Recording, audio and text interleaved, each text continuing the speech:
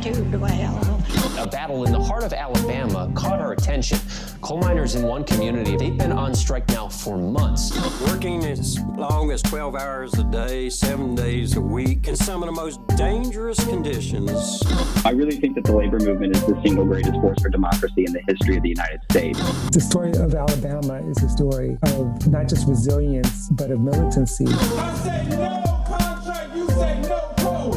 No contract, no contract. If we ain't all free, ain't none of us free. You're listening to Alabama's only union talk radio show, The Valley Labor Report, with Adam Keller and Jacob Morrison. Hello, Tennessee Valley. This is the Valley Labor Report. My name is Jacob Morrison, here with my co-host and fellow agitator Adam Keller, and we are broadcasting live online and on the radio from the heart of the Tennessee Valley, the Spice Radio Studios in Huntsville, Alabama. Today, climate change is class war. Inflation is class war. Ending abortion care is class war. The history of society is a struggle between the two classes. And more on today's program.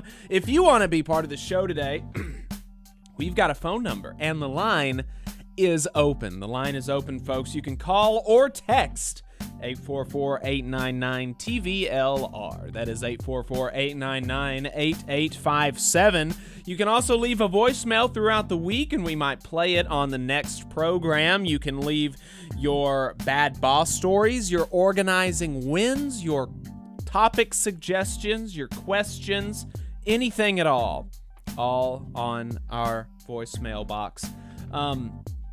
And if you haven't gotten enough of us by the time that we wrap on the radio, or if you just want to see what we're up to throughout the week, you can find us online, newly on TikTok. We are newly on the TikTok. Joe, our post-production visual guy who does our YouTube graphics guru, he started putting us up some TikTok videos. We're also, of course, on Facebook, YouTube, Twitter, all that good stuff. Wherever you find your podcasts, just a reminder, your support helps us stay on the air. Our largest single source of funding comes directly from our listeners. If you want to become a sustaining member of the program, make a one-time donation, or buy our new hat, you can go to our website, tvlr.fm, or become a patron on patreon.com/The Valley Labor Report. If you're a member of a union, you should get your local to sponsor the show. Reach out to me for more details on that. Sorry if my voice is a little weird. I got a cold last week, and I still have some of that leftover congestion, but I'm feeling a lot better. But still a little bit congested. I did take a COVID test multiple times, and it came up negative. So fortunately, I do think it's just a cold, but it's still not fun. Fortunately, I have sick leave, so I was able to take some time off work to to recover, to rest, things like that. Just on Thursday, I just slept all day. Like I literally slept all day. Didn't do anything except sleep. Good. It was great. Highly recommend it. Turns out sick leave, pretty important. Sick leave is pretty important. Yeah.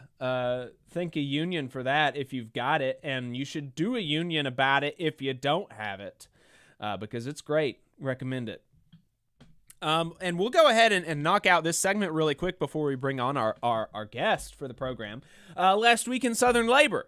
Last Week in Southern Labor is a segment that we do every week where we take a look at Jonah Furman's newsletter, Who Gets the Bird? You can read his newsletter on whogetsthebird.substack.com. He compiles everything that happened in a week in the labor movement in the entire United States. He combs through the NLRB filings. He combs through local news reports and things like this to figure out what's going on in the labor movement. And so we comb through his newsletter to pull out what happened in the South, because that's, really the most important, Yankees are okay, but we want to know what's happening to the real people, right? Just kidding. We love our Yankee brothers and Of sisters, course. but we are Southerners course. born and bred. That's right. We're an Alabama Union talk show, so we got to figure out what's going on in the South. So let's go ahead and jump right into it in new organizing. We've got 452 Starbucks workers at 18 stores filed for elections, including in Belvedere, Texas, and Sumter, South Carolina. 100 workers at a Target in Christiansburg, Virginia, filed for a union election with the IWW and then withdrew the petition, unfortunately. Of course, this is what happened with the Amazon labor union, so not going to count it out just yet, but we'll keep an eye on that. 79 editorial employees for The Hill in D.C. are organizing with the Washington-Baltimore News Guild. 36 drivers for ATS Group in Atlanta are organizing with ATU Local 732, as are 3 clerks for First Transit. 28 nursing home workers at Livingston Place in D.C. are organizing with 1199 SEIU. 28 drivers for U.S. Foods out of Charlotte, North Carolina are unionizing with the Teamsters, Local 71. 14 food service workers at Bodo Bagels in Charlottesville, Virginia are joining UFCW Local 400. 5 aircraft simulator techs for Lockheed Martin in Marietta, Georgia are joining the Machinists. For Convergence Magazine, Steve Early and Suzanne Gordon have a fascinating piece on the union efforts among the Texas National Guard. Wow. You may recall that in January, the DOJ officially opened the door to state National Guard unionization efforts, though that was centered on a Connecticut effort. That's fascinating. Indeed. In election wins and losses, 467 workers at 20 Starbucks voted to unionize in the past 2 weeks, with a whopping 87% win margin. 237 yes votes to 34 no votes, including in Leesburg, Virginia, Miami Springs, and Jacksonville, Florida, ×2, and Greenville, South Carolina. Workers United also lost 4 stores, but that remains a pretty stellar win rate. Among the 4 stores that they lost, 107 Starbucks workers voted, voted against unionizing at 4 locations, including in Estero, Florida, and that was a combined 33 yes votes to 51 no votes against joining the Workers United organizing tidal wave. Another 8 workers for Badger Daylighting, this time in Fort Pierce, Florida, voted 7-1 to join the Operating Engineers Local 487. All 3 flight simulator techs in Midland City, Alabama, voted to join the Machinists. 21 workers for Diversified Gas and Oil in Charleston, West Virginia, voted 4-17 against unionizing with the steelworkers, and 7 security guards at an amusement park in Kissimmee, Florida, voted 6-1 to join the SPFPA. In strikes and bargaining, Starbucks Workers United baristas in Columbia, South Carolina, went on strike before they even had their union vote. They then won their election. In what seems like it could be a big deal despite almost no press coverage, 7,000 car hall Teamsters could be on strike across the country at 6 national Teamster car hall employers as soon as June 1st. The union has publicly committed to not extend the current contract and is currently talking strike authorization votes across locals. Car haul is one of the core legacy industries of the International Brotherhood of Teamsters, and while it's way smaller than it used to be, it is one of the signature national contracts and could be seen as a bit of a preview run for national negotiations at UPS next year. 3,000 Arconic steelworkers in Iowa, Tennessee, New York, and Indiana nearly unanimously authorized a strike and came away with what seems like a pretty impressive contract, with 20% raises over 4 years being the main headline just before their strike deadline. And after public pressure, a blocked strike threat by railway workers, and probably most crucially, over 700 railway workers quitting, BNSF has finally walked back its insane new attendance policy. This More Perfect Union video on the saga is worth a watch. It strikes me as distinctly the sort of Band-Aid that can't fix the gaping wounds of deteriorating conditions for rail workers. But then again, rail labor is kneecapped by the Railway Labor Act. So we'll see what happens there. And finally, in political fights, the Independent Congressional Workers Union won a key vote in the House of Representatives, formally granting them the legal right to organize a union. Now they just have to go ahead and do it. And whether Senate staffers follow suit is less clear. So we're going to take a break really quick while we bring on our first guest. This is going to be Matt Huber talking about his new book, Climate Change as Class War. We're really excited to bring him on, so make sure you stay tuned. We will be right back. You're listening to the Valley Labor Report. Hometown Action is a grassroots organization building a multiracial working class movement for racial, gender, economic, and environmental justice in Alabama's rural communities. We stand in solidarity with Alabama workers and are proud to support the Valley Labor Report's efforts to inform and build the Southern worker movement. Please visit hometownaction.org and follow our social media channels at Hometown Action to learn more about how you too can get involved to make the South a better place for all workers. Solidarity, y'all. IBW 558 is like a great football team. You've got to have the aptitude, skills, and knowledge to outperform the competition. If you're a non-union electrician, now is the perfect time to get off the sideline and join our team. We have the absolute best wages and benefit package in North Alabama and Southern Tennessee. It's because our team stands together, bargains together, and our families benefit from it. With immediate openings, you have the opportunity to see why the IBW is the right choice. Energy Alabama is a locally operated and membership-based nonprofit organization focused on advancing Alabama's clean energy future through education and advocacy. Many people in charge of infrastructure and building decisions simply don't know about how viable clean and renewable energy is. To that end, Energy Alabama has provided instruction to more than thousands of adults and tens of thousands of K-12 students across the state. We're working hard to build careers in clean energy and help everyday Alabamians save money on their utility bills. Learn more about our work and how you can join us at energyalabama.org. Support for the Valley Labor Report comes from the International Federation of Professional and Technical Engineers Union. Learn more by visiting www.ifpte.org.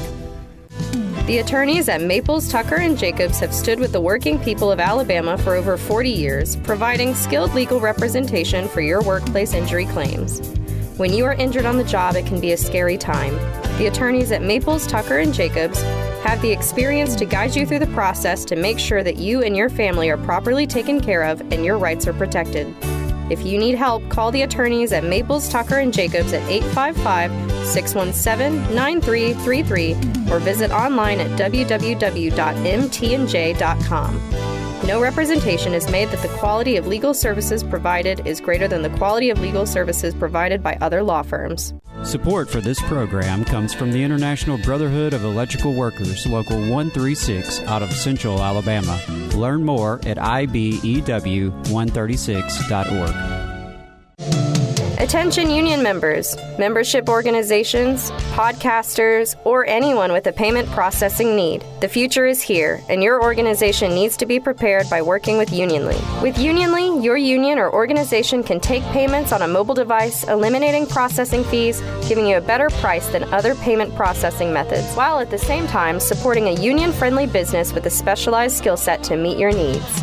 Your members will thank you when they pay their dues at their convenience without waiting in line to deposit cash or check. Start preparing for the future today by calling 206-595-8631 or visiting unionly.io. Come on, you poor workers, good news to you I'll tell, how the good old union has come in here to dwell. Alabama's only union talk radio program. This is the Valley Labor Report. My name is Jacob Morrison. My co-host is Adam Keller. If you've got anything to add, feel free to give us a call. The phone number is 844-899-TVLR. Climate Change as Class War is a new book that seeks to reframe the conversation around climate change by Matthew T. Huber, professor of geography in the Maxwell School of Citizenship and Public Affairs at Syracuse University. You can buy his new books online at Powell's, a union bookstore, and if you purchase his book through the union's link, 7.5% of your purchase goes directly to their strike fund. So that is very cool. Consider purchasing his book there. Matt is also our next guest. Matt, welcome to the Valley Labor Report. Thanks for having me, Jacob.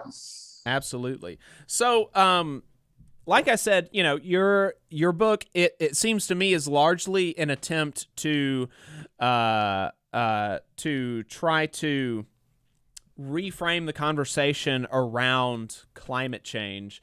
What do you feel like is wrong with the current conversation about climate change in this country? Well, there's a lot, I think. I think, you know, when you hear people talk about the struggle over climate change, they often mention a couple problems. They often mention that there's a lot of denial of the science around climate change. And so there's a lack of awareness or understanding of the truth of the science of this dire threat that really threatens our species and the planet. And there is a lot of discussion about responsibility for this crisis that centers on people's consumption actions. And I think rightly, it focuses on how the rich tend to be more responsible with their high consumption lifestyles, whether it be flying a lot or eating steak or driving a Hummer or private jets, whatever it might be. Both of these, I think, sort of avoid what I think is at the core of the crisis, which is industrial production. And, you know, this is climate change is ultimately a product of something that started about 200 years ago that we call the Industrial Revolution, which shifted energy systems to burning this stuff that we can dig out of the ground called fossil fuel. And this industrial system of production reliant on fossil fuels is really at the core of the crisis. And what struck me is that when you go back to sort of old school socialist or working class theories of class struggle, theories of class conflict, in the old days, it really was centered on this struggle over industrial production, over who owns and controls the means of production, and how capitalists sort of take that control over production and shift it towards profit at all other costs. And of course, workers and working class people have struggled to take their own forms of control over production, whether it be through strikes or unionization.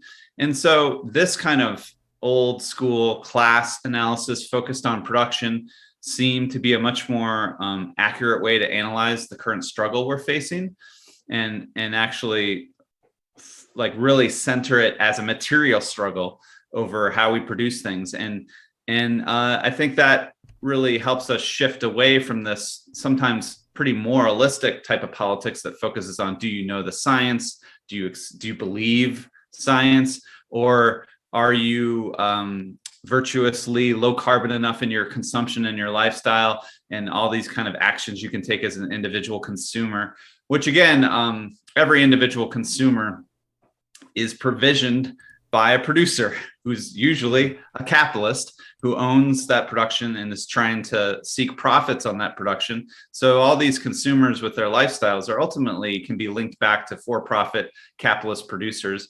And I would argue the people profiting off these relationships deserve way more blame, way more responsibility. and really have the power in our society. They're the ones that really control these energy systems, and really we're going to have to take on their power if we're going to be able to get our production system off of fossil fuels, which is ultimately what we have to do to forestall this really serious planetary crisis.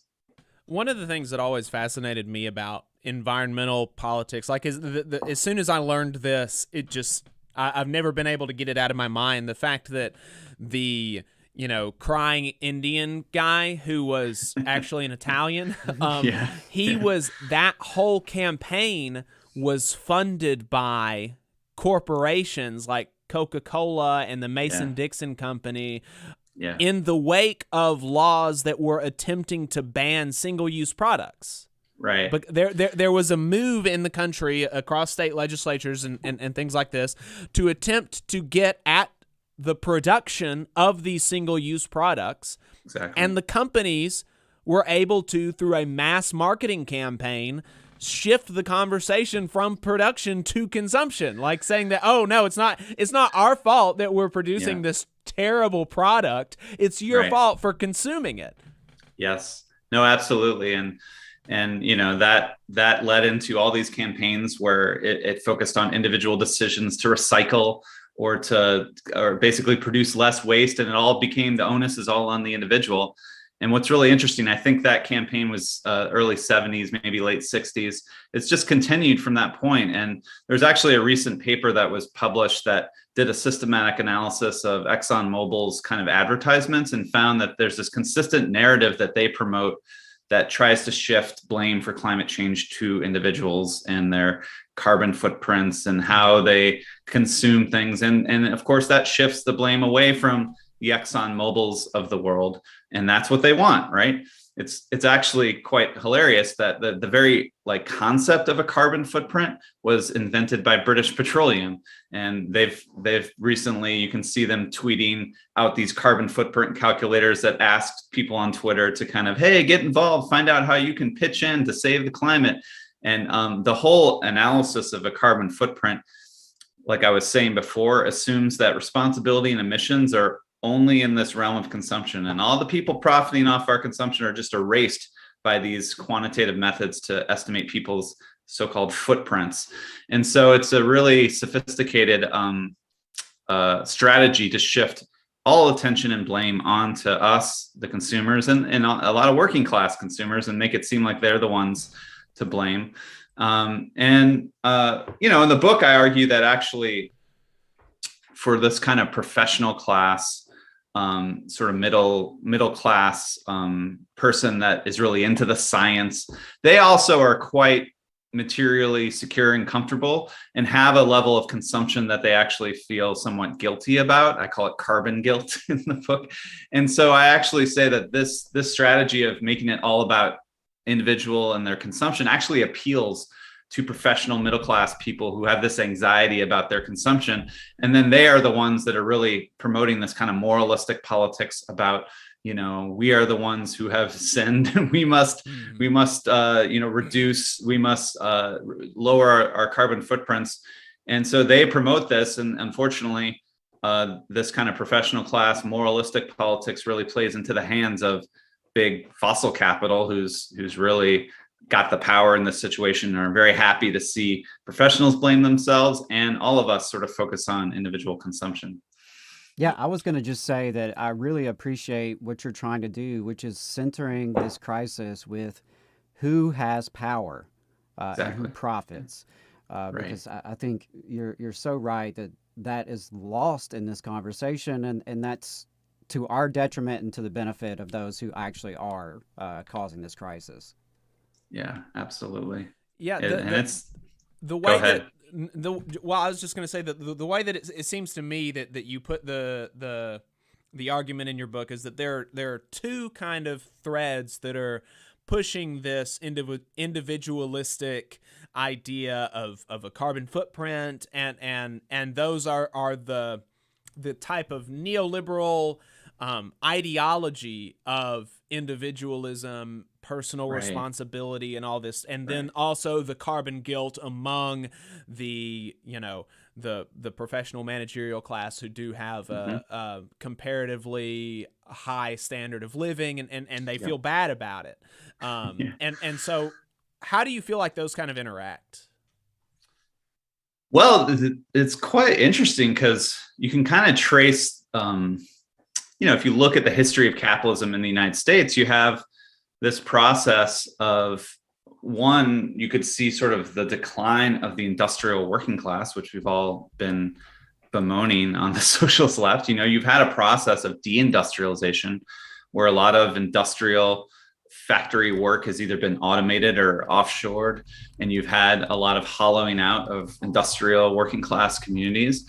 But at the same time, and of course, people have commented on how that process has really widened inequality in society as a whole. It sort of eroded this kind of middle class, industrial working class jobs that were an option for people with like high school educations, let's say in the 40s, 50s, and 60s, 1940s, 50s, and 60s.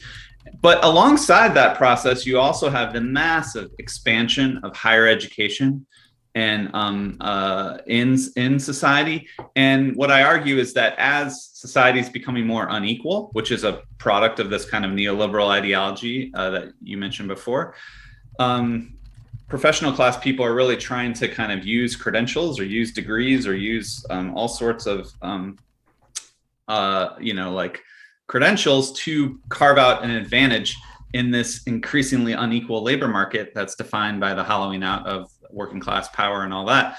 And so these professionals, this professional class is really expanding at the same time society is moving towards this kind of neoliberal free market type of ideology. And also it's quite clear that professionals themselves respond to this kind of free market idea because education is so central to their kind of life class project. They really buy into these narratives of meritocracy and this idea that it's like up to individuals sort of studying hard and being smart and getting their credentials to succeed. And that success is a product of their own hard work. There's an incredible book that you all may have discussed or heard about by Lily Geismer, who shows how the Democratic Party in the 80s and 90s really shifted their base from working class people to these kind of suburban, affluent professionals who bought into a lot of neoliberal politics, this idea that we need to get more competitive, we need to be more meritocratic, means testing, things like that.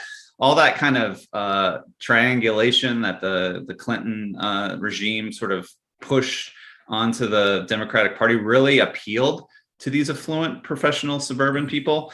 And so that then became the base of the Democratic Party as they drifted away from their working class base, which is only just continuing decade after decade since then. So, right, and so you've got this the ideology and the carbon guilt is incorrectly, in your view and in our view, incorrectly identifying the problem, and so that is bringing them to a solution that is basically everybody has to live with less. And that has somehow not been super convincing. We're obviously, we can look around and we're not living in a world with high-speed rail and all electric cars and solar panels everywhere, So the politics of less has been less than convincing to working folks. Why do you think that is? Right. So, when the professionals are kind of in charge of environmental politics and they do have this kind of guilt about their own complicity, their own consumption, there's a kind of narcissism and that's kind of all about them. They've become quite, I try to argue in the book that there's even a kind of radical variant of this kind of professional class climate politics that I call it anti-system radicalism, and they kind of reject capitalism and industrialism as a whole, but their alternative is this sort of what some of your listeners may have heard of, this sort of vision of degrowth, or some of the slogans of degrowth are how to live better with less, and they really hone in on sort of aggregate reductions of energy consumption, and particularly in what they call the rich countries or the global north, which completely erases the fact that in a so-called rich country like the United States, there are huge proportions of people that are literally struggling to survive, barely meeting their basic needs. And so this politics of less extremely appeals to a small minority of the professional class, which if you go off statistics, one estimate, about 22% of the workforce are in these professional occupations. You can also just look at a very basic statistic that 63-ish% of Americans don't have a college degree. So I think one kind of prerequisite to most professional class occupations is that BA or that college degree. And that's already a minority of the population. And so you get a lot of these, they're in my field, like academics or people that work in NGOs or people that work in scientific think tanks or policy think tanks, and they're highly credentialed, and they really love this idea that we've reached an ecological crisis. We need to consume less. We need to sort of draw down, reduce society as a whole. And that makes sense to them because, again, they feel like they're already kind of a little too excessive in their own lives. They might drive a car, they might have to fly for professional conferences or something. So this idea of less really does appeal to them. But again, it's a minoritarian position that only appeals to other sort of middle class of relatively comfortable professionals. And again, when you look at the United States, where some stats say like 64% of Americans live paycheck to paycheck, 2/3 of Americans struggle to pay for healthcare or worry about healthcare. About 1/3 of Americans even struggle to pay their utility bills. They're deciding between putting food on the table and paying their heat or their utility. So this politics of less, this idea that we need to live better with less, doesn't really appeal, because for working class people, they're already living with less and they're struggling with less. And they need, obviously it's just basic sort of working class politics that capitalism really exploits the working class. It makes their life worse. It makes their life insecure. And that really we need a politics that offers more to them, that offers them more security and more power over the economic systems that control their lives. And this politics of less just has very little capacity to offer that to the masses of workers in our society. Right. Yeah, I think so. I mean, it's definitely a big juxtaposition, seeing people talk about how we need to everybody has to make do with less, while, like you said, those statistics talking about 64% of people living paycheck to paycheck. It's really why do you think that they thought that this would be a good how does it even come into your head as a potentially good strategy? I've been I don't want to go too far with this, but we know that, like, in this social media world we live in, that increasingly creates these kind of hermetically sealed sort of information bubbles where people kind of are all talking to the same types of people who sort of affirm and congratulate them on their views as being brilliant and correct. And so I've seen with these kinds of forms of professional class climate politics that, at least in social media, like, there's just so much of people just talking to themselves and affirming what they think, that there becomes this kind of herd mentality of like, well, yes, this makes a lot of sense to us, so it must be a good idea for all of society. And there's no sort of reflexivity, no sort of self-critical sort of understanding that, hey, maybe we should be a little self-reflexive about that. We are sort of, again, people with college degrees are 1/3 of society. Maybe we should start to think more about how this kind of crisis could yield a broader mass politics. But you just don't see that kind of reflection. You just see a lot of people saying the same stuff, and again, congratulating themselves about how brilliant they are. And to go to the other host's comment, there's very little reflection on that. We're not building the power to confront the people responsible for climate change, and climate change just keeps getting worse. And emissions keep going up, and And despite the fact that we're not winning the struggle, we're not building the adequate mass movement, there's still this weird sort of self-satisfied a consensus amongst these people that they think they have all the right ideas and all the right logical policy proposals. It's just society that's not coming along. And so, unfortunately, I think in a lot of this space, there's ultimately a kind of contempt for the working class masses. This idea that these are just people that live go to malls and consume hamburgers and ultimately, if you go back to the original kind of people who coined the idea of the professional managerial class, they're named Barbara and John Ehrenreich.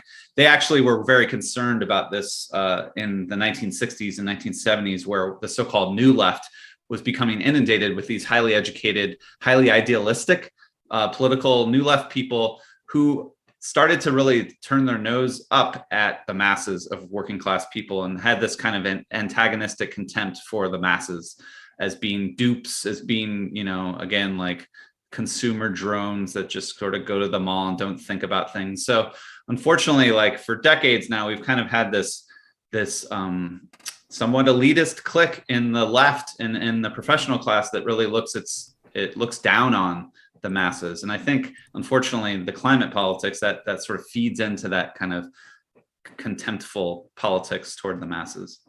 Yeah, I don't think that the stereotype of the liberal elite type of person comes from nothing.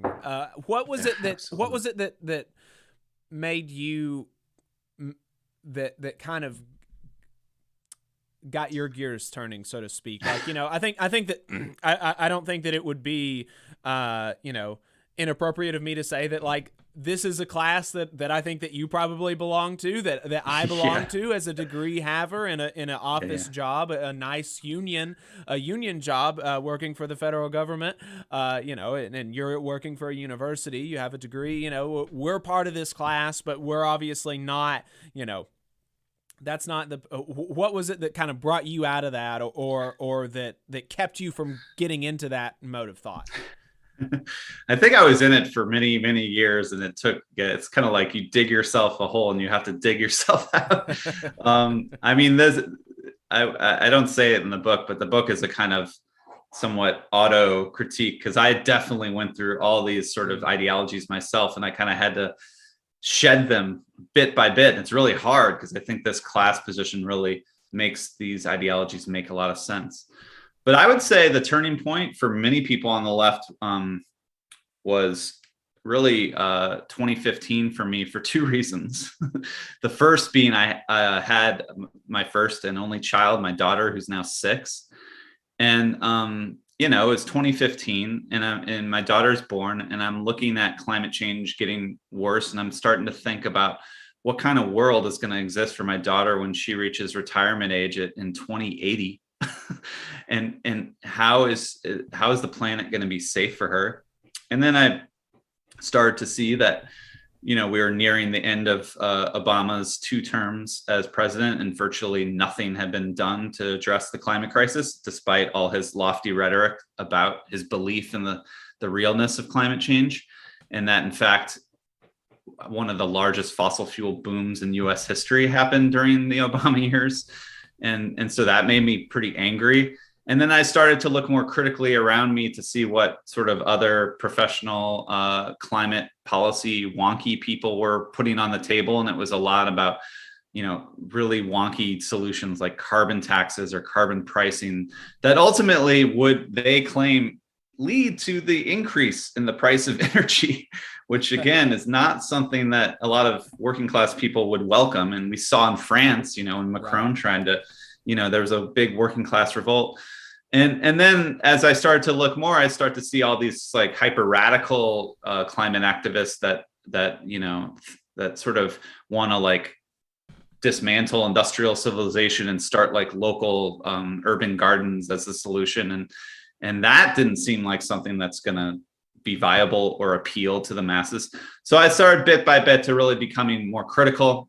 And talks I've been giving about the book, I say that my method is based on Karl Marx wrote essay that it's actually a letter where he says we need a ruthless critique of everything existing. and this sort of ruthless critical outlook that Marx took toward everyone trying to, build socialism in his time. He would eviscerate all his fellow socialists.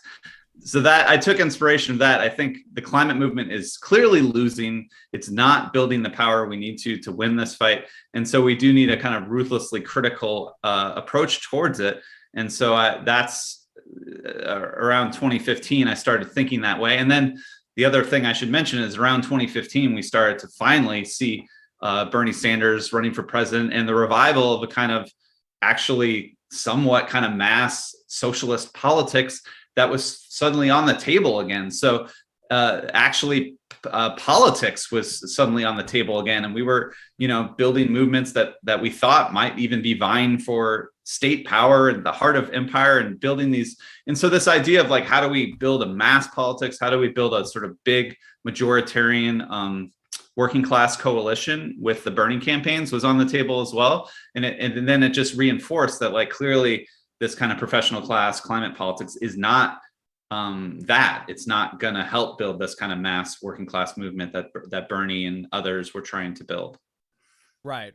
And somebody mentioned in the chat that I'm not sure totally about the history of the terminology PMC. Somebody said that it came from James Burnham, an anti-Marxist conservative who sought to divide workers along arbitrary lines. Teachers and nurses are certainly working class. And I think that I don't think that you or I certainly wouldn't. I don't want to put words in your mouth, but I would not characterize like workers with degrees who have reasonable salaries as not working class, but I simply notice that there is a distinction culturally in how they view themselves, people in this profession. It's something that I bump up against in my workplace as I try to, as I talk to people about the union and things like they don't even conceptualize of themselves as workers, right? And even though they are, I think, in my view, they are workers, and they do need to organize, and they do have far more in common with, with a factory worker or,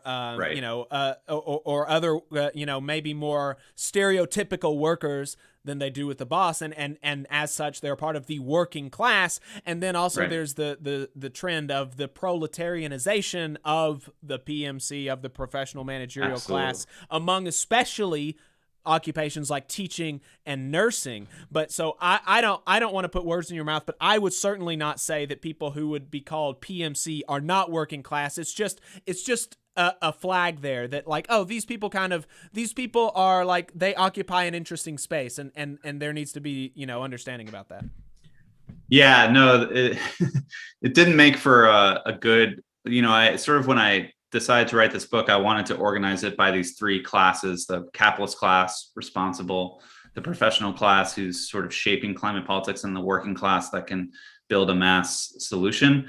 But as I dove more deeply into these Marxist debates on class and who's part of the working class, it became clear to me that there's really a lot of very viable perspectives that would locate professionals in the broader working class.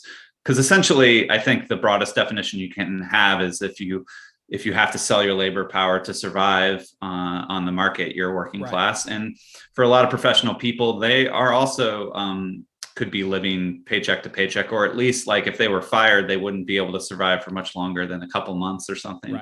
And so there's definite, it's probably more accurate to talk about different strata within the working class. And I do think it's very clear that whether we like it or not, that education has become you can call it a cultural cleavage within the broader working class.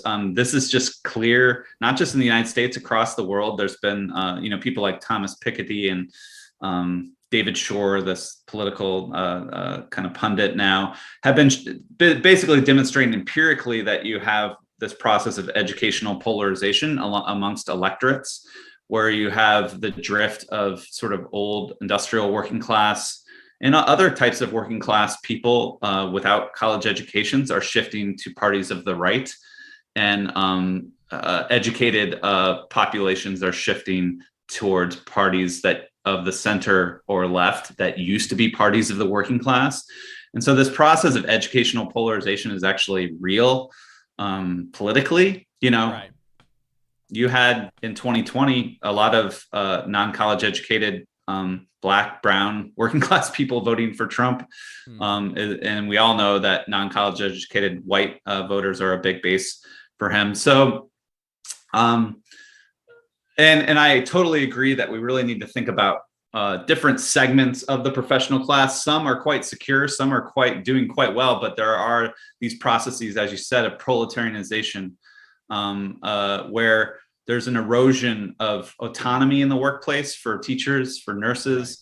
There's an erosion of their security and even their benefits and their salaries are being attacked from all these different bosses in the hospitals or in the college administrations or in school administrations. So yeah, and ultimately, I think one thing I want to make clear is that there's really nothing wrong with educated people or professional people doing politics or doing left politics or doing environmental politics or working class politics. And in fact, if you look at the history of the working class or socialist movements, I mean, they always have these strata, these intellectuals, these highly educated folks who shape these movements in the parties or in the unions. But the problem is if professional people are doing politics in a way that does not appeal to the working class and actually creates this kind of antagonistic outlook towards the working class, that's where you run into problems. And that's where we need to be more critical, right? So, but there's definitely a need to kind of create this broader working class coalition that includes these educated folks for sure. Yeah, so so we've gone through there's been a lot of critique here, and I think that's pretty I think that's pretty consistent with a Marxist tradition, but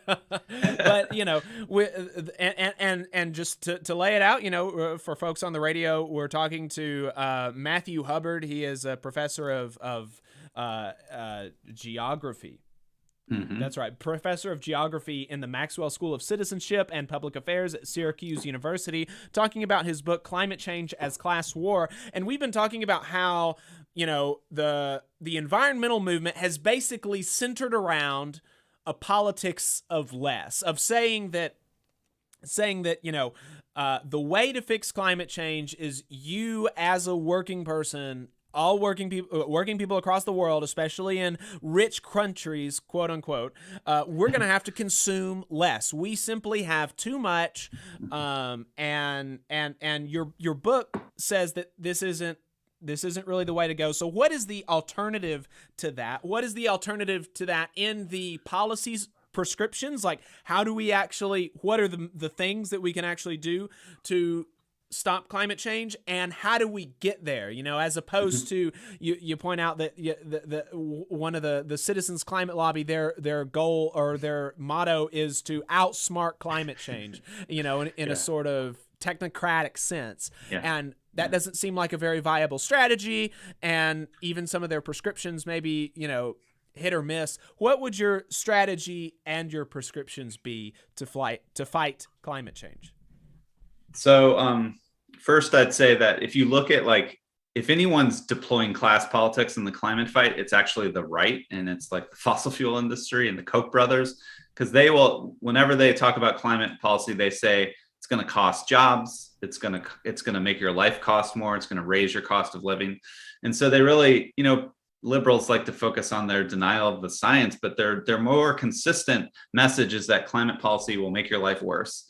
And when climate liberals do advocate things like carbon taxes and making energy costs more, it's hard to blame the masses for believing these right-wing people. Yeah. So to if the counter, right-wing people are just repeating what the climate liberals are saying, exactly, it's really unbelievable. So what I say is, and I was lucky to write this book when this kind of big excitement around a Green New Deal came around, because what I would say is that if you look at working class people's lives and what they are having trouble affording, which are things like I said before, like energy and food and housing more than ever these days, all these things are part of the sectors that we actually need to rapidly decarbonize, right? Energy, housing, transportation, right?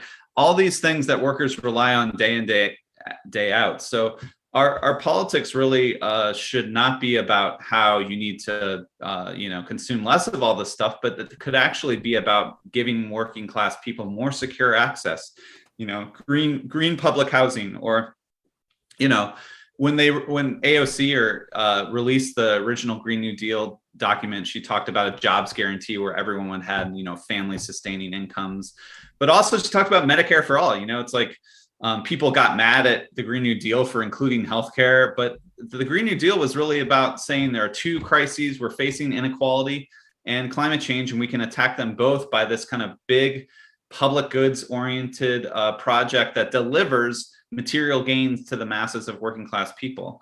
So that, I think that's one plank of a working class strategy, really just try to build universal public goods, whether it be a job guarantee or, in my socialist dream, like sort of decommodified electricity as a human right. By the way, you guys are in the Tennessee Valley Authority. The original Tennessee Valley Authority had a slogan, electricity for all, which is, I think, a really a slogan we use a lot today for healthcare. And in fact, the Sunrise Movement, when they sat in on Nancy Pelosi's office for a Green New Deal, they had signs that said green jobs for all. So this idea of like delivering material gains for all, I think is really something we can't lose sight of. We lost the Green New Deal presidential battle and Biden won, and he has not really subscribed to this kind of public goods approach. So that's kind of off the table for now, but hopefully the political winds will shift where we could build enough power where it could be on the table again. And to build that power, I think we can't just rely on electoral shortcuts, as Jay McAlevey would say, of winning the presidency with Bernie Sanders. We have to go back to basics and build actually working class institutions that really are embedded in communities and people's lives. So that's as you all know, that's the labor movement, that's the union movement. So it's really exciting to see all this sort of, I loved how you had Jonah Furman's newsletter at the top of this show, the strikes that are happening, but also the massive increase in union drives and union elections, whether it be Amazon or Starbucks. But what I argue in the book is that we really can't ignore that this climate struggle is about energy, and ultimately climate or sort of energy experts agree that the pathway to decarbonization goes through the electric sector, electricity. We have to clean up electricity so that we're generating all our electricity from clean sources, whether it be solar, wind, hydroelectricity, or nuclear. And then we have to electrify all these things that we don't rely on electricity for, like our cars and transportation, or like the heat for our buildings. And if we can clean up electricity, electrify everything, that's the path. So what I argue in the book is that the electric utility sector is already one of the more unionized sectors in our economy. It's 25% union density. It's represented by unions like the International Brotherhood of Electrical Workers, the Utility Workers Union of America. And so these unions already have a base of power, of organized members. And to be fair, these unions can be quite conservative. They can be quite aligned with the bosses, if you will, in this kind of business unionist tradition. But ultimately, if we're a climate movement, we want to transform electricity, we cannot ignore these unions. We have to put them at not only a seat at the table, but they need to be a driver's seat of sort of shaping our policy frameworks, shaping our strategies. But I think the climate movement can also make a case to these unions that if they aren't getting more organized and proactive about putting themselves at the center of a green energy transition, they're actually threatened. Their members are threatened. Their unions are threatened by what I would call a kind of cutthroat green renewable capitalism that right now the renewable energy industry is pretty anti-union. A lot of renewable energy projects rely on a really insecure transient workforce and they're hostile towards unions. And also, by the way, a lot of renewable energy projects in the United States are funded by Wall Street, by some of the richest people who take advantage of these tax credits that are used to finance renewable projects. So this kind of Wall Street anti-union regime is trying to push through this kind of green capitalism that really threatens these unions in the electric sector. So we have to kind of organize with these unions to to really for their own survival. And I think we can make that case to them. But the other thing is, I think we just can't ignore these unions. I've worked with a lot of what are called climate justice organizations, or people that are trying to build like public power campaigns. And they're always able to get like teachers unions and nurses unions on board, what I would call low carbon unions. And that's great. We need to build solidarity with these kind of low carbon unions, but we're not going to be able to win this struggle unless we can build real coalitions with the unions that are at the heart of the struggle in energy and electricity. And I would also just include the building trades more broadly, which are notoriously conservative. But if we're going to solve climate change, it's going to mean building a whole lot of stuff, a whole lot of new infrastructure. And so we're going to have to figure out how to win over some of these building trade unions at the core of this fight. And so, and I think given the Green New Deal is kind of off the table, that there's really nowhere else to go for this kind of strategy, is to rebuild the labor movement and union movement. And that's where we got to go right now.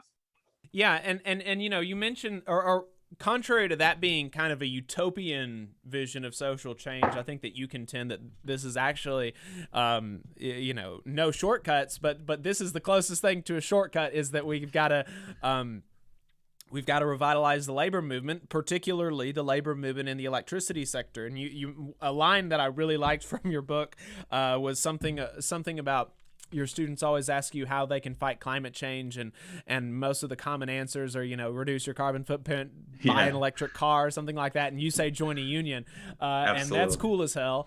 And but I mean, it's true, right? The IBEW has a huge and there we've got 2 IBEW locals that sponsor the show, and they're leaders in those unions listen to the program. I don't think that they're as involved in like the TVA stuff. It's mostly kind of more electricity building stuff, but I mean, these are the people that are going to be that are at the center of this kind of stuff, and so these are the folks that if anybody's going to be able to lead us out of it, it's going to be them. And unions have done stuff like this before. You talked in the book about Mazaki's fight with the Oil, Chemical, Atomic Workers Union to pass OSHA, and the IBEW's fight against deregulation as sort of case studies of unions leading legislative changes. Can you talk to us about those historical instances? Yeah, thanks. It's so exciting to talk about this. The thing when you start to learn about this history is you just, even in the wake of all these attacks on unions, we have to realize unions are still extremely powerful. Like, they still have incredible resources where they can do things like sponsor radio programs.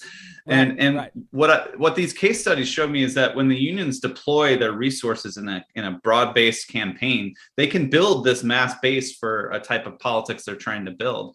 So in the case of Tony Mazaki, his union members were working in extremely toxic chemical factories, oil refineries, chemical production facilities. And he was noticing these workers were getting sick. They were getting cancer. They were being exposed to really toxic stuff. And what he decided is that the union really needed to, and he clearly understood, they're getting sick because the bosses are not willing to invest in safety precautions, and that we need to fight them. And so what he decided to do is actually bring some scientists, talk about believe science. He brought some scientific experts on toxic exposure. And he brought them on tour. He would go union local to union local all across the country to try to educate the workers about the risks that they were facing in these factories. And frankly, to get them kind of fired up and angry about what the bosses are doing to their health. And he succeeded, by building this sort of broad base within each union local.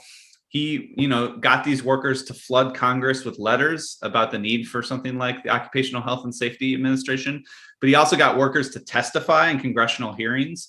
But he also got these workers to tell their family members, their community members. And Tony was clear, like he always would say, we have enough lobbyists in Washington that are trying to pass union-friendly legislation. What we need is to build a mass base. And so what he did is deployed the union's resources to just launch this nationwide campaign that built step by step, local by local, this mass base. And, they got Richard Nixon to sign off on on OSHA. Not exactly a union-friendly left-winger. So that was incredible. And then fast forward into the 90s, there was this incredible effort to deregulate the electricity sector, which there's a lot we could talk about. But unions, particularly the IBEW, saw that as a threat to not only their members and their wages, and it might lead to shutdowns of power plants where they have a lot of good union jobs. They also saw it as a threat to really the reliability of the grid and the secure. And that's another thing. These workers take pride in really delivering this vital service to people, to hospitals, and so they saw this deregulation as something that's going to make the electric grid more insecure, and so they said, we got to fight for this to so that we can continue to deliver this service. And little did they know, they really launched this fight in the 90s. They sent out an organizing binder to every union local and sort of gave them strategies, and again, all these resources they can deploy. Strategies like how to write a letter to the editor about this issue, how to do a press conference about it, and then they did this organizing in the 1990s, and then famously you had this wave of blackouts in California. I think it was 2001, which everyone was clear was basically because of regulation in California. And so that kind of, in addition to all this union organizing, really put a lot of cold water on all this deregulation.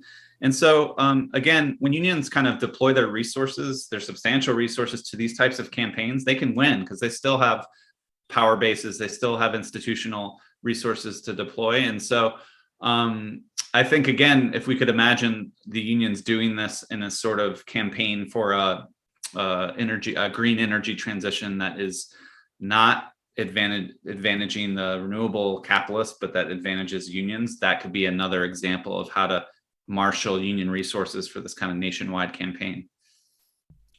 Yeah, I definitely think so. And reading that, I knew about Mazzocchi. I think that he as a case study is a lot more well known among kind of labor left activists. But that was really, I really enjoyed reading about that IBEW campaign against deregulation. That was I've got it on my list to try to find out some more about that and maybe see if we can talk to some people about that. And Les Leopold, who's the author of the biographer for Tony Mazzocchi, he is definitely somebody that I want to get on the program at some point. So I think that your book does a really good job of laying out some of the issues with the climate movement today, and talking about ways forward and looking to history for the way forward. And I really enjoyed it. I thought it was great. I would highly recommend people buy it. Adam, did you have anything else that you wanted to ask? No, I just wanted to see if there's maybe anything that we've left out so far in the conversation that you really wanted to, share with our listeners. Let's see. The one thing I was wanting to get in there is that the Tennessee Valley Authority, by the way, is we just wrote I wrote an article with Fred Stafford and Jacobin, where we discovered that it's 60% unionized, right? So I mean, like, that's a level of union density you don't see about anywhere. And so, and in our article, what we point out is that there's a lot of these green NGO types that want to shift all to renewables and want to shift to like community energy. They're actually become quite critical of the TVA, and some of them have even advocated breaking it up. In fact, Obama had thrown the idea around of privatizing the TVA. So that's disastrous. If you want a model of kind of a big public power that I think they have something like 14 million customers, 60% union density. And actually they just announced a research partnership, I think with maybe Oak Ridge Laboratory, where they're exploring research into all kind of cutting edge new low carbon technology, some of it in the nuclear realm, but some of it in the kind of green hydrogen realm. And so they're exploring like cutting edge technologies. And so whereas a lot of the green left kind of thinks we're going to have just like small scale renewables in localities spread across the landscape, I think TVA represents this kind of, it represents something at the scale of the crisis we face, a massive federally owned public power utility that could expand. And in fact, Bernie Sanders, and he took this from the People's Policy Project, like this idea that if we want to solve climate change, we need something like a green TVA that could massively expand clean energy production all across the country. And so I think that kind of model provides a really good product, a cheap product, reliable, and is already much more clean energy than others. You know, the percentage of hydro and nuclear energy that the TVA uses is when you combine both of those, it's something like 60%, and only like 39% of it is fossil fuels. So it's a real, and the price is much cheaper. Like if you move south into, you know, the more southern parts of Alabama, their utility bills are much higher. They have to deal with Alabama Power and another sponsor of the program, Energy Alabama. They're constantly having fights with with Alabama Power, and they're insanely high rates on customers. It's, you know, the difference is marked, I think, and you know, you get people. I think that people are very satisfied with the service that they get from the TVA, and it's a product that I think that, you know, more than some would be easy to expand. Yeah, and I mean, in its origins in the 30s, that was maybe their number one goal, was not only delivering power to rural areas that didn't have it, but also delivering cheaper power. They really wanted to deliver the cheapest power possible, and that vision again is completely lost. Like most climate advocates, again, think we should be paying more for energy to kind of internalize the emissions. But this vision of more and cheaper clean power, right? If it's clean, I don't think, you know, at least from the climate perspective, we don't need to worry about more consumption of it, right? So, you know, this vision of giving cheaper power is something the climate movement could learn tons from, and that's why people love the TVA in that region. So. Matt, thank you so much for your time. We went a little long, but I think it was good. I enjoyed it, just as I enjoyed the book, which is Climate Change as Class War. Matthew Huber is the author. You can buy it on Powell's. If you use the union's link, 7.5% of your purchase will go to the ILWU Local 5's Strike Fund, which is the union that represents workers at Powell's Books. Matthew, thank you so much for your time. I appreciate it. Thanks so much for having me. It was fun. Yep. All right, everybody. Like I said, we've been talking to Matthew Huber about climate change as class war. We are going to take a break really quick. On the other side, we're going to be talking about the Birmingham Starbucks workers winning, some interesting conversations about abortion in the state of Alabama, and then we're going to be wrapping up. I don't think that we're going to have an overtime today. I didn't have time to prepare anything for an overtime because of being sick. So we're just going to call it quits after the main show today. But that said, we'll be right back. This is the Valley Labor Report. Energy Alabama supports consumers and is a leader in advocating for them. We have been able to successfully fight off utility rate increases in the state, reduce fees for electric vehicles, increase electric vehicle infrastructure spending, and secured a $100 million refund by Alabama Power after the utility overcharged customers for fuel. To learn more about our work advocating for customers and join the fight, go to energyalabama.org. There's a lot of talk about a shortage of workers, but that's not the case with IBW 558. We have provided our customers over 3,000 workers and performed over 3 million man-hours in a pandemic year. With 8,000 OJT hours, 900 classroom hours, OSHA 30, and a state license, our members receive the equivalent of a master's degree. That's what makes IBW 558 the right choice for your electrical needs. Look us up at Facebook or at IBW558.org. North Alabama DSA is looking for folks to work for a better North Alabama. They prioritize mutual aid, municipal activism, and union solidarity. Contact them on social media or dsanorthalabama@gmail for more information. Support for this program is provided by the International Association for Machinists and Aerospace Workers, Local Lodge 44 in Decatur, Alabama. Learn more at iamaw44.org. Hometown Action is a grassroots organization building a multiracial working class movement for racial, gender, economic, and environmental justice in Alabama's rural communities. We stand in solidarity with Alabama workers and are proud to support the Valley Labor Report's efforts to inform and build the Southern worker movement. Please visit hometownaction.org and follow our social media channels at Hometown Action to learn more about how you too can get involved to make the South a better place for all workers. Solidarity, y'all. Support for this program also comes from the Iron Workers, Local 477. So if you are looking for contractors with lower than average EMR and TRIR, they tell me that if you need to know what those mean, then you will. Or if you need to supplement a workforce at any level for any amount of time, short or long term, if you need iron workers that come trained and certified at no extra cost, or if you need workers from superintendent down to general laborer, and you're looking to start work on a project, or you're unhappy with your current contractor situation, you need to call my friend Jeb Miles with the Ironworkers Local 477. They only work with the best in the business, vetted contractors, and can do all kinds of jobs from roofing to steel and bridge erection, from welding to heavy rigging, from structural repairs to machinery alignment, and much more. They supply manpower on 4 of the 5 largest projects in North Alabama, so you know they're legit.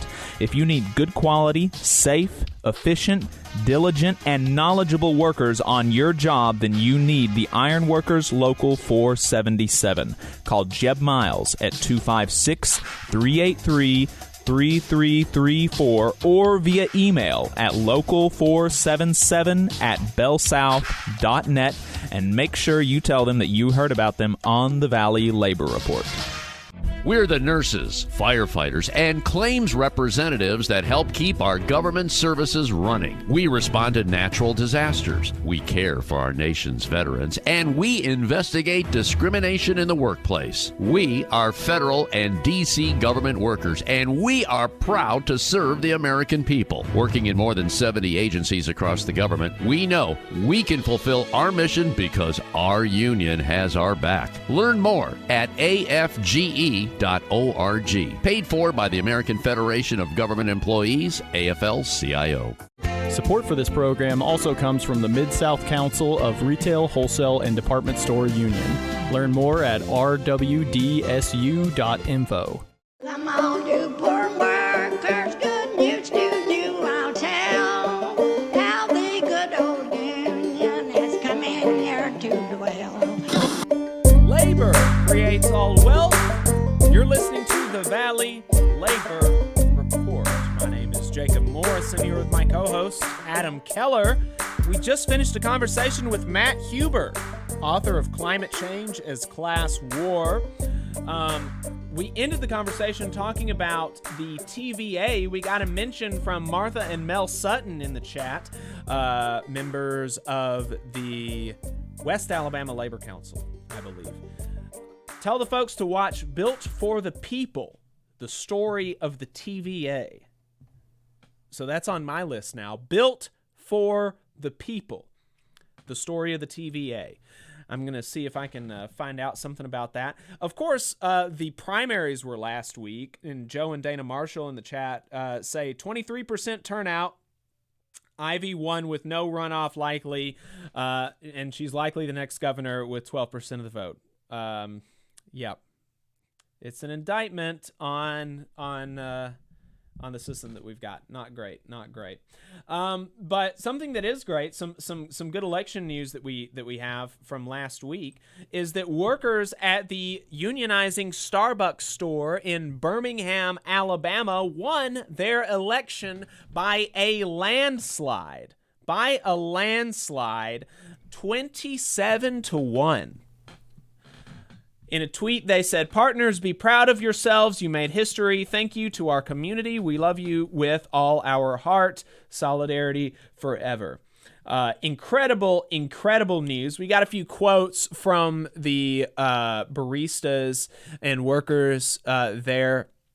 From one black worker, they said that, "I feel like there was a deliberate attempt to keep black employees from voting. Starbucks black partners and customers deserve better. I felt a Philadelphia moment, and I was being targeted for just being black with my name not being on the list to vote." That is insane. From a shift supervisor, "I'm beyond proud of my store.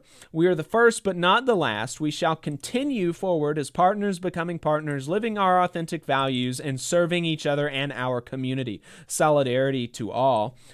And from another barista, "I'm very proud of all my fellow baristas at the downtown Birmingham location. I'm happy to see that we were all able to come forward and say enough is enough to help stop ending the treatment of feeling like machines and to allow us to shape the future of bettering the Starbucks experience one barista and customer at a time." Extremely great statements, great news for baristas at the downtown Birmingham Starbucks location.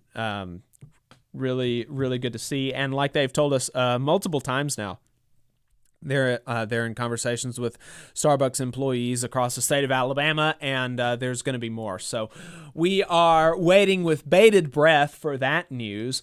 And they're not the only ones in the South experiencing blowouts. And a tweet from Stephen Greenhouse, he lists some landslide wins in the South for Starbucks Workers United.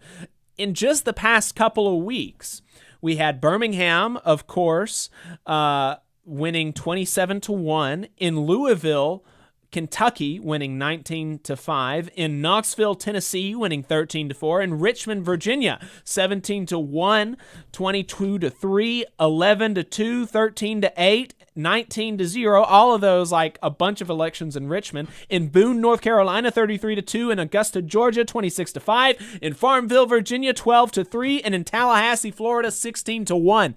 Blowouts. Dozens of blowouts in the South for Starbucks baristas. We love to see it.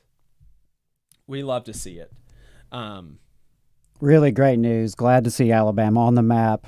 And like you said, after some fairly dismal election results, whichever way you look at it here in Alabama, it's nice to see some actual wins at the election process at the workplace as opposed to the ballot box. Absolutely. And when local news reported on this for the workers, there were a lot of folks in the comments, talking about, oh, great, this is going to increase costs, inflation, blah, blah, all that good stuff. And so I just wanted to mention, I just wanted to play this clip from Means Morning News. They were talking about inflation last week, about some reporting from The Guardian. And, and we wanted to play this because the conversation about inflation is so, we talked about with Matt Huber how when there was a push to, there was at one time in this country a push to make illegal single-use plastics, to tackle the problem of littering and this environmental issue at the point of production where it actually comes from. And then the industry people were able to come and create this whole narrative about oh, it's not us, it's you. You should just throw it away in the proper place. Don't litter. They did this whole campaign about it.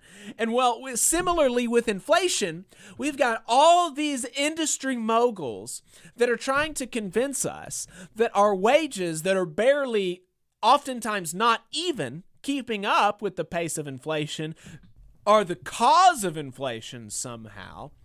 Right. I mean, right now the inflation is about double the wage increases, at least from the data that I've seen. So while at the same time executive pay is still going through the roof. I mean, and stock buybacks, profits are increasing. So let's go ahead and just play this clip from Means Morning News about inflation.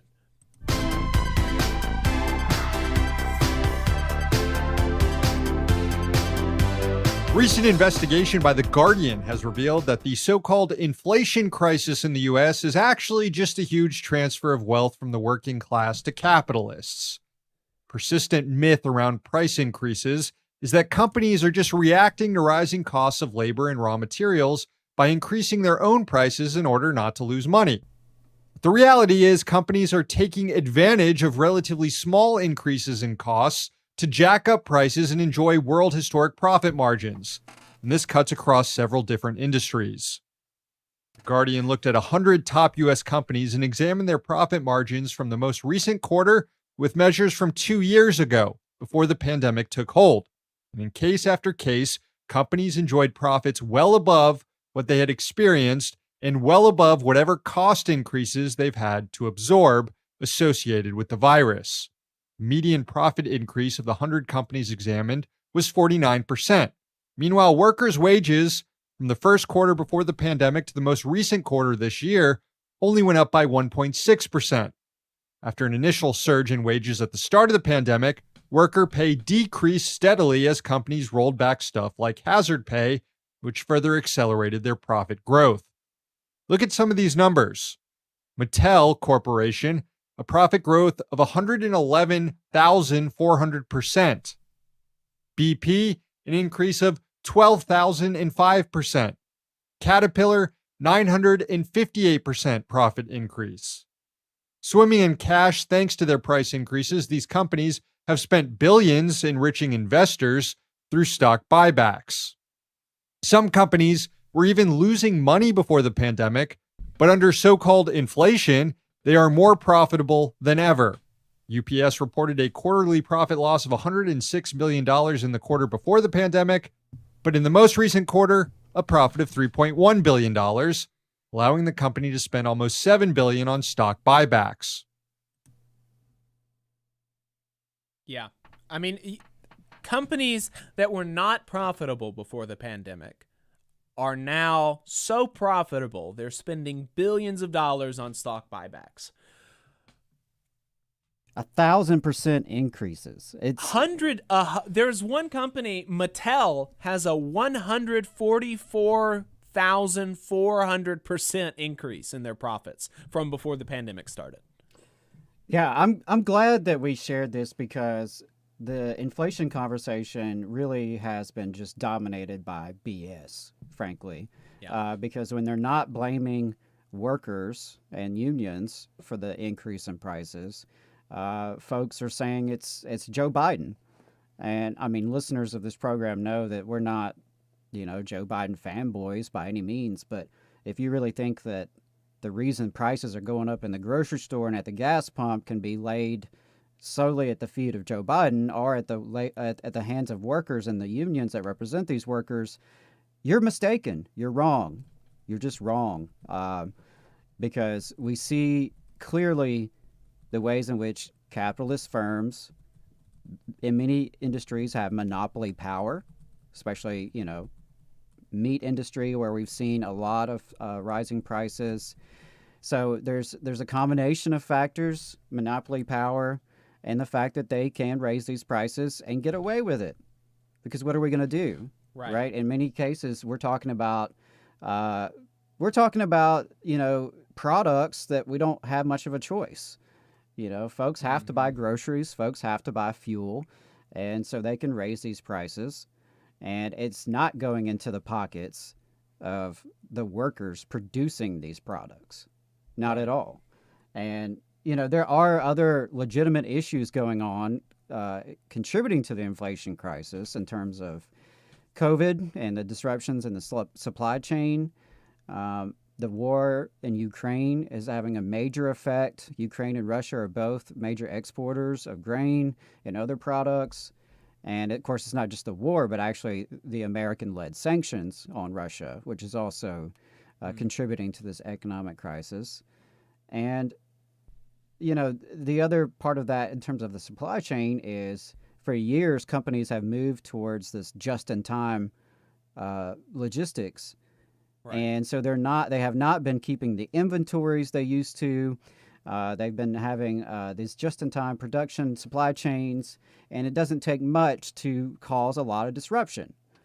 One thing I think that we could see as an opportunity there is in the workers in these industries who have such a piece of leverage in terms of a supply chain. And I hope that those workers can leverage that to improve things for themselves and for the rest of us as well.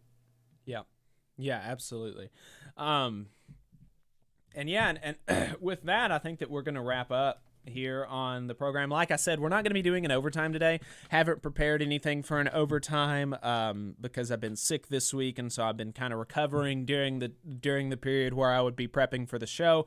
So forgive us for that, but we wanted to sign off with, just a recognition of the the absolute horror that happened this week in Texas on Tuesday in Uvalde. It's, workers and children, the children of workers being slaughtered, cops not coming to their aid, cops going in, taking their children and leaving the scene. It's just, yeah. The children being on the phone with 911, begging them to send cops in. It's just, as somebody who's never been a teacher and who doesn't have any children, I can't imagine. And Adam has, Adam's been in both of those shoes, and so he can probably speak. But just, just for me, I can't imagine what those folks are going through, and sending them all the love and solidarity in the world. And I'm just hopeful that this can that at the very least we begin to understand that more cops and more guns is not the answer. I'm not even really sure what to say, honestly. Yeah. I am a father. I'm a former educator. I'm from a family of educators who go to school every day and think about these threats. And I'm kind of at a loss for words on it. Just that it's a horror that shouldn't have to happen, doesn't have to happen. We could do so much better in this country, and we should. And just sending my love and solidarity to all those who are affected, and all those who are dealing with this, even from the sidelines and traumatized just by the news coverage alone. So we have to do better. We have a profoundly sick society that is heavily armed. And we see the results week after week, whether it's Uvalde or Buffalo. We're in a time of crisis in this country and in this world, and I think the only way we're going to be able to get through this is by coming together and working together along our common interest. Yeah, and I don't think that we don't have anything. Lots of other folks have spoken to it better than we could, so I think that we'll leave it there. But we appreciate your time. Leave us a voicemail or find us online, and we will see you next week.